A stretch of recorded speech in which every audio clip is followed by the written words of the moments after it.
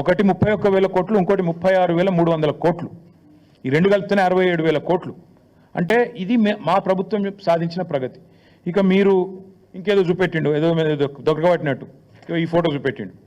నేను అదానిని కలిసిన, బరాబర్ కలిసిన, ఎడబెట్టిన నేను కలిసిన ట్విట్టర్లో నా అఫీషియల్ అకౌంట్లోనే పెట్టిన. నేను దాచుకున్నాను. నీ లెక్క 4 గంటలు రహస్య సమావేశాలు చేసినా, లేకపోతే చీకట్లో పోయి కోహినూరు రోడ్ల కాళ్ళు పట్టుకున్నాను. బరాబర్ దావోస్లో కలిసినాం. తర్వాత ఏం చేసినాం? ఒక ప్రపోజల్ ఇచ్చిండు యోగి జెప్కి పని చేసినాం మేము. KCR rejects Adanis offer. మేము నీ లెక్క మాకు ఏం చేసినా బాజాప్తా చేసినాం తప్ప బేజాప్తా చేసే కర్మ మాకు లేదు. అదానీని మేము ఎన్నడూ ఎంకరేజ్ చేయలే. మేము రెడ్ సిగ్నల్ చూపెట్టినాం, నువ్వు రెడ్ కార్పెట్ వేస్తున్నావు. ఇది వాస్తవం. నువ్వు ఒప్పుకోమని ఎస్, ఇది నా అఫీషియల్ ట్విట్టర్ అకౌంట్లో పెట్టినా. నేను దాచుకునేదే ఉంటే, దొంగ చీకట్లో కలుసుకునేదే ఉంటే, నీ లెక్క లుచ్చా పనులు చేసేదే ఉంటే, నేను కూడా నీ లెక్కనే ఇంటికి పిలిపించుకొని రహస్యంగా దొడ్డిదారులకి పిలిపించుకొని కాళ్ళు పట్టుకొని కాళ్ళు ఒత్తుకుంటా 4 గంటలు నేను కూడా కూర్చుంటుంటి. కానీ నీలాగా నాకు చిల్లర పనులు చేసిన అలవాటు లేదు. నువ్వు తిట్టున్నావు, నువ్వు నాకేం ఫరక పడది. తిడుతున్నావు, తెల్లారు లేస్తే సైకో, నేను సైకో అనట. మరి నువ్వేంది సాడిస్టువా? ప్రజలను కొండారెడ్డిపల్లిలో నాకు తెలియకడుగుతా. కొండారెడ్డిపల్లి నీ సొంతూరు. నీ సొంతూరులో ఒక 85 ఏళ్ళ పెద్ద మనిషి సాయిరెడ్డి గారు, మాజీ సర్పంచ్, నీకోసం పనిచేసిండు మొన్న ఎలక్షన్లో. నీ ఫోటో ఇక్కడ గుండె మీద బ్యాడ్జ్ మీద పెట్టుకుని పాప నీకోసం తిరిగిండు పెద్ద మనిషి. గాయన ఇంటికి అడ్డంగా గోడ కడతారు ఎవడని నాకు అర్థం కాదు. అసలు మనిషివేనా నువ్వు, మృగానివా? ఇంటికి అడ్డంగా గోడ కట్టి ఆ ఇంట్లోకి వెళ్ళి పెద్ద మనిషి బయటికి రాకుండా చేసి ఆఖరికి ఆయన ఆత్మహత్య కారణమైతే ఇలా పోలీసు వాడు కేసు పెట్టాడు. ఆయన బాడీ తీసుకుపోయేందుకు కూడా ఇరుకు సందులోకి వెళ్ళి తీసుకుపోతాను. ఇంతకంటే హీనమైన పని ఉంటుందా? అని నేను అడుగుతున్నా. ఏం మనిషి నాకు అర్థం కాదు. సాడిస్ట్ కాకపోతే ఏమన్నా లేనండి. ఇవాళ ఒక అమ్మాయి చనిపోయింది, శైలజ వాంకిడి. ఆ అమ్మాయి అంత్యక్రియలకు మా కోవలక్ష్మి గారు, ఆమెకు గిరిజన బిడ్డ, ఆదివాసీ బిడ్డ, ఆమె పోతానంటే నీకేం నచ్చిందా నాకు అర్థం కాదు. ఇంట్లో హౌస్ అరెస్ట్ చేస్తావా? మా అనిల్ జాదవ్ను అరెస్టు, మా ఖానాపూర్ ఇన్ఛార్జ్ జాన్సన్ అరెస్టు.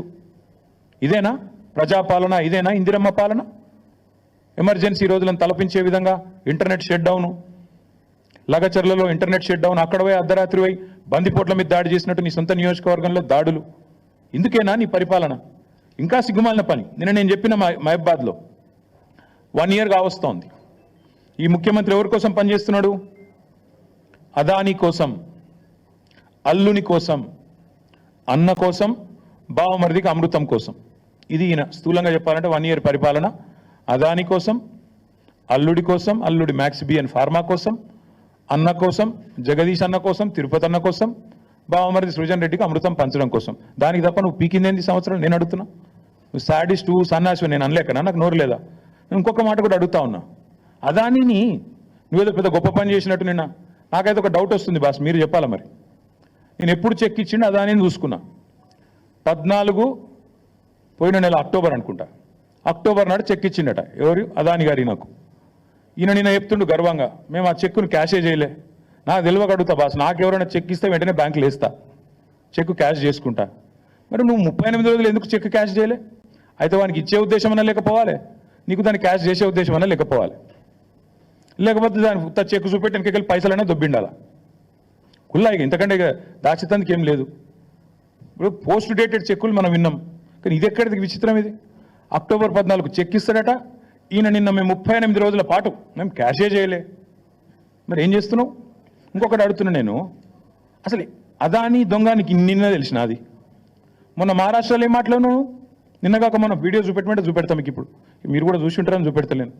ఒక గజ దొంగ గుజరాత్కి వెళ్ళొచ్చి ధారావి ల్యాండ్ ఎత్తుకపోతుండు, అక్కడ మాట్లాడతావు.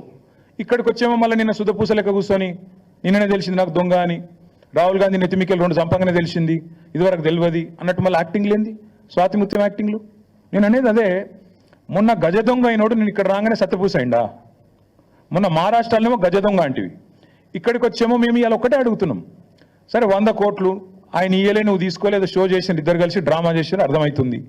ఆ చెక్కు ఇయ్యలేదు, ఈయన వేయలేదు, అది క్యాష్ కాలేదు, నువ్వు వెనకకి ఇచ్చిందే లేదు. ఇక రెండోది 12,400 కోట్లు అన్న నువ్వు ఇచ్చిన లిస్టే.